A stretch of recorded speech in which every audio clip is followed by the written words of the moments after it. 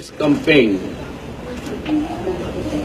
shoot to kill, will remain until the last day of my term. My orders are sa police pati military. Shoot them dead. I never said in public, shoot to kill. Kaya may orders rin sa dyan, shoot to kill kayo. Wala akong pakialam dyan sa human rights. I don't give a shit kung anong gusto nilang. Bullshit, I will kill you. Go out and hunt for them. And kill the idiot.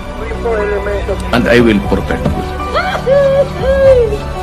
There's a 3 million drug addict. I'd be happy to slaughter them.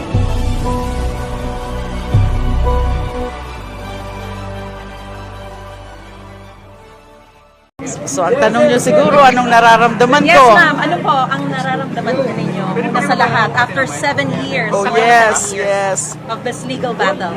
Napakalaki po ng ginhawa at saya. Ang nararamdaman ko ngayon, mas mapapanatag at makakatulog na po ako ng mas maluwag. You know, with the grant of our demurrer to evidence, which is tantamount to acquittal, that means I am now completely free and vindicated. It's very liberating. At alam nyo naman ito, I respected the rule of law. Despite the pain and the injustice of it all, I confronted the charges head on, and I went through and endured the whole process.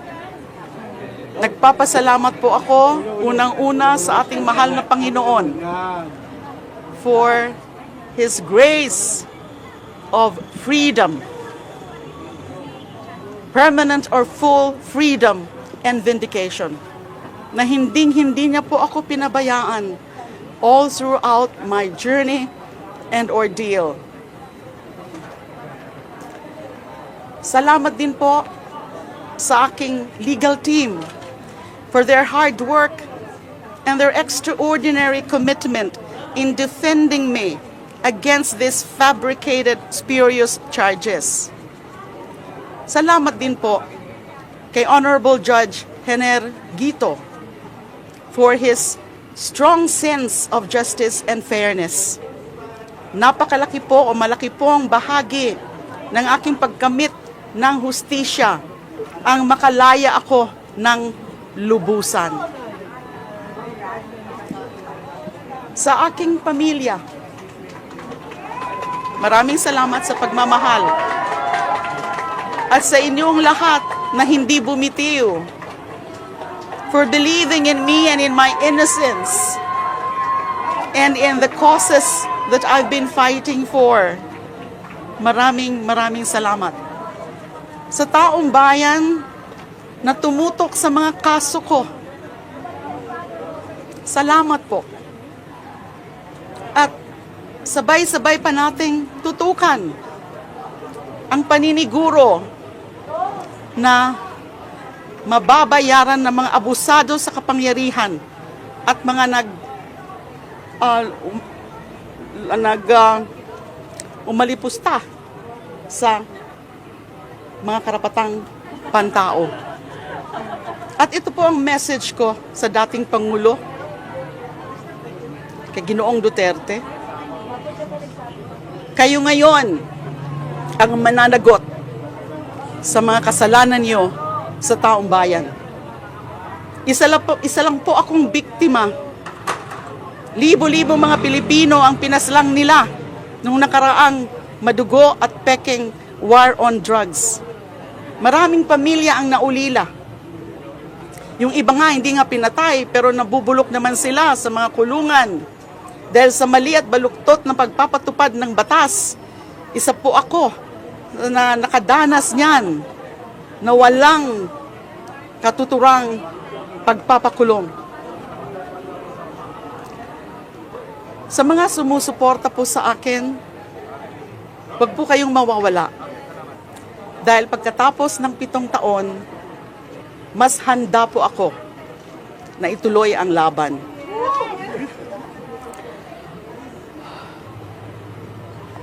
Let's pray together. Let's work together. Let's fight and win together. Tuloy ang laban. Ma'am, yung sinasabi niyo po na tuloy ang laban, does this mean that you are going to run for the Senate? No, I have this I have no 2025? decision yet. What I meant by tuloy ang laban kontra sa injustices and sa oppression. Dahil ang dami nga po mga naging biktima ng injustice and oppression. Yun po ang ibig kong sabihin. What's next for Senator De Lima? Well, I'm still really adjusting sa buhay ko ngayon, lalo na ngayon na talagang complete freedom na ito para sa akin. Marami po akong mga engagements ngayon at nagtuturo naman po ako ngayon and babalik ko siguro ako sa practice, although limited capacity. And tutulong pa ako syempre sa Liberal Party because I happen to be the spokesperson of Liberal Party. And in fact, this is such a meaningful triumph for me also because it coincided with the 3rd death anniversary of the former President Benigno S. Aquino III How about na si Pinoy. So namimiss ko nga po. I'm sure he was with us sa courtroom kanina in spirit. How about sa ICC, ma'am? Meron po ba kayong gustong sabihin? Tumutulong po ako dyan, tutulong po ako. And kaya nga po, yung naging mensahe ko kay Ginoong Duterte ay siya ngayon ang mananagot. Kailangan panagutin. Dahil wala namang nangyayari dito sa Pilipinas. Konting-konti lang yung na-prosecute at nako-convict nila. At nandyan ang ICC. Tumutulong po tayo. I've been saying that na handang-handa po ako na tumulong talaga sa ICC para makamtan ang hustisya ng mga naging biktima. Maraming salamat. So technically, wala na pong lahat, no? Lahat ng cases. Ano na? Wala na po because the grant of our demurrer to evidence, that is tantamount to acquittal. Alam niyo po na 3 yung naging drug cases ko.